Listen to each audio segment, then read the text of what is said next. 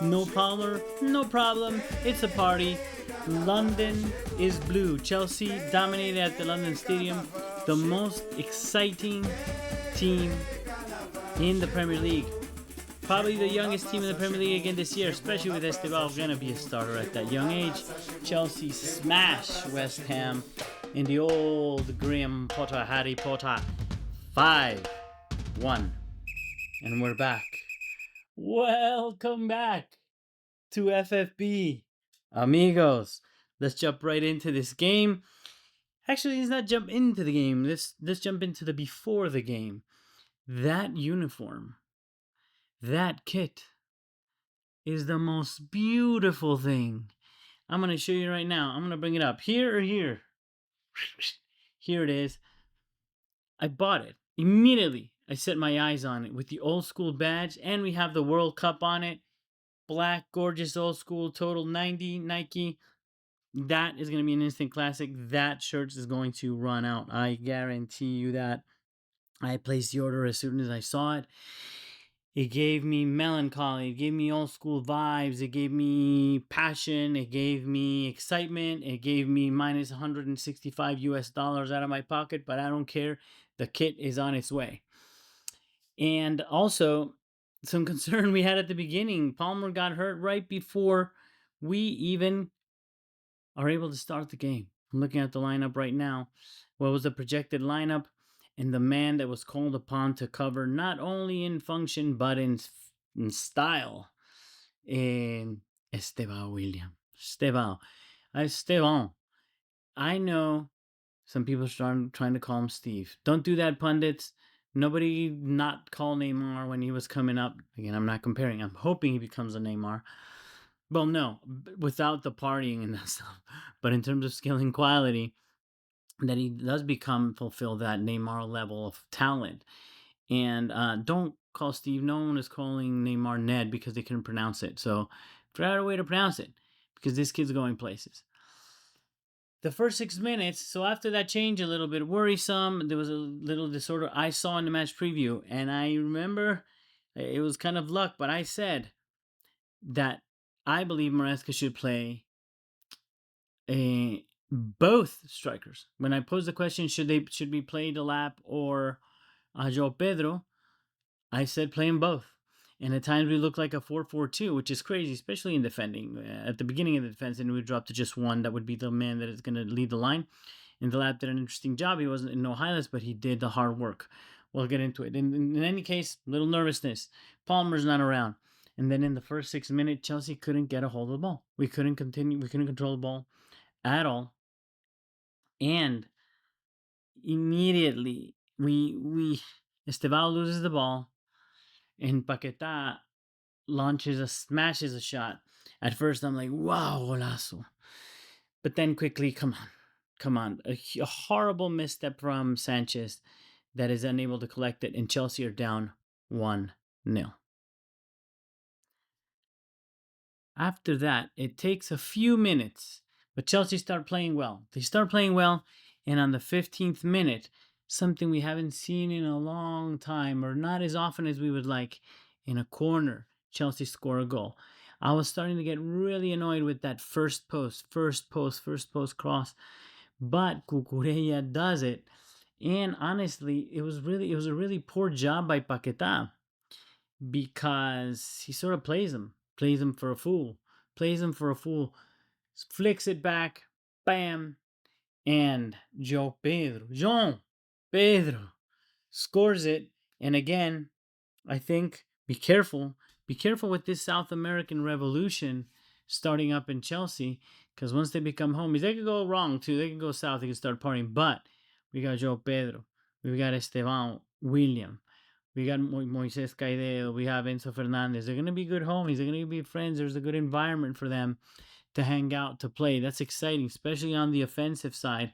That could bring a lot of that joyous culture, that joy of playing football. Anyway, but here he did it old school. He did it with the header that we needed coming from a flick. And then at the 17th goal, it's funny because we're still shell-shocked from times not so long ago, right? Where VAR disallowed that offside goal from West Ham. I was a little bit scared, to be honest, but it was disallowed. It was a foot, literally. The tip of the dude's foot was offside, so he managed to get away with it. Goal disallowed in that minute 23. So it's 5 minute sessions, another five minutes. Pedro Neto scores from Chalobah being a straight up badass. I love you, Trevor Chalobah. I hate it when there's rumors about him being loaned or sold. That's insanity. That's madness. That's BS. And what a hype. He's pressing in the other box.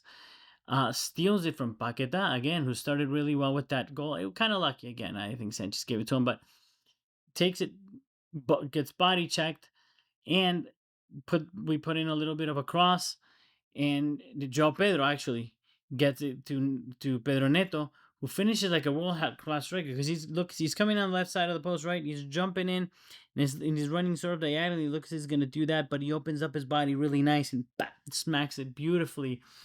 What a finish! What a finish, and what a game! What a player!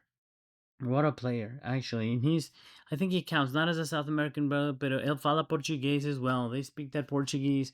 They've got that rhythm. He's a passion player too, and does just exciting things all around. So that puts us 2-1 up. 30, and then in the 34th minute, Enzo scores after Estevão. Man, I can't believe that kid's 18. Holy schnitzel. I'm so excited, man. It's such a beautiful thing.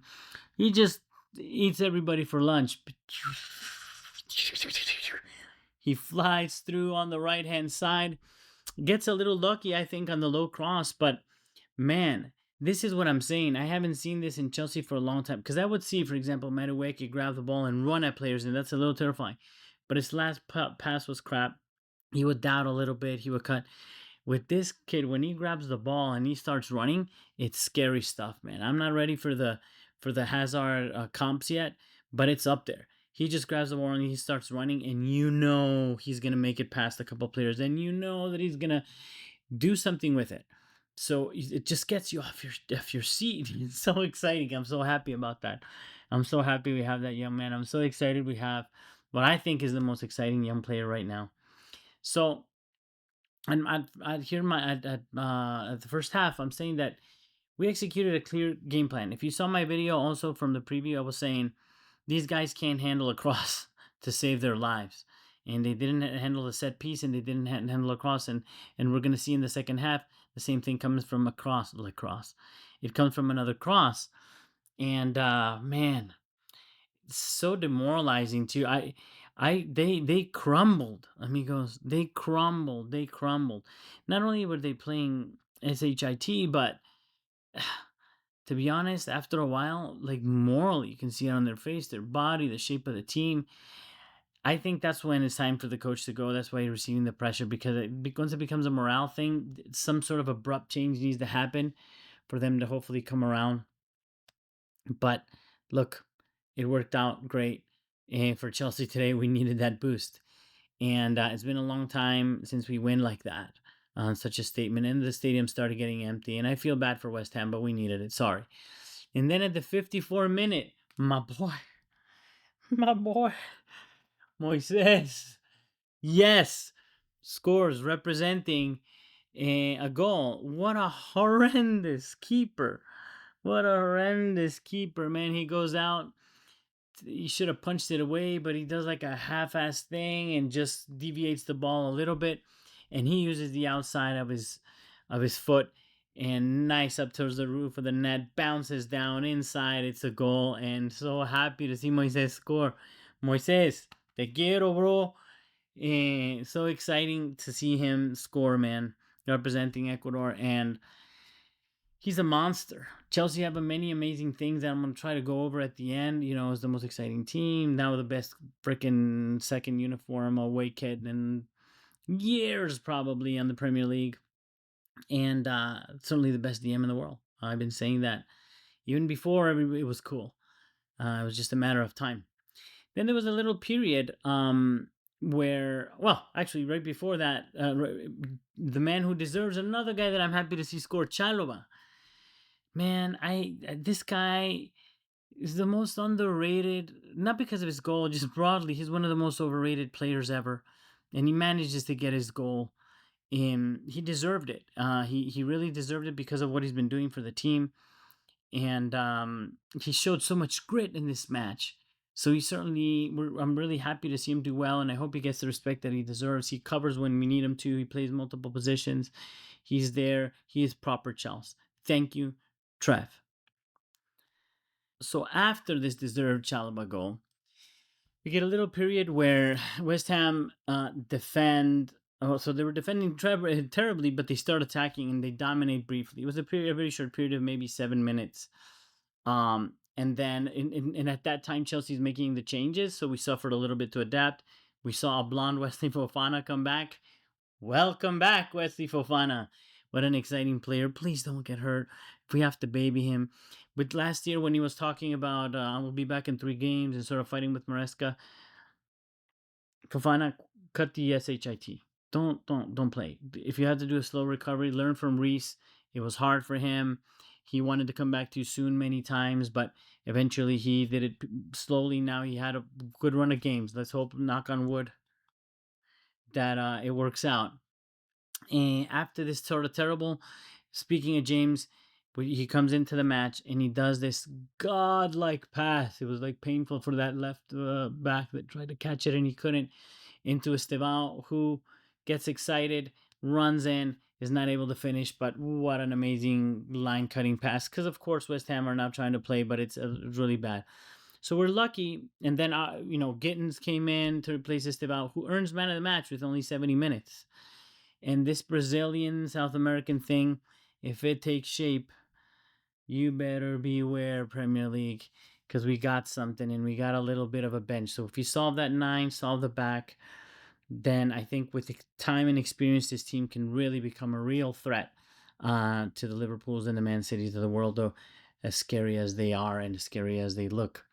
So, the best DM, the best left back, an incredibly strong, if not the best midfield, it's up there. The most exciting players, the most exciting young player, the most beautiful uniform. Chelsea are something special, and the youngest squad, more than likely. It's something for you neutrals out there. It's something to see. It's something to watch. Some good things are happening, and it might last for years to come.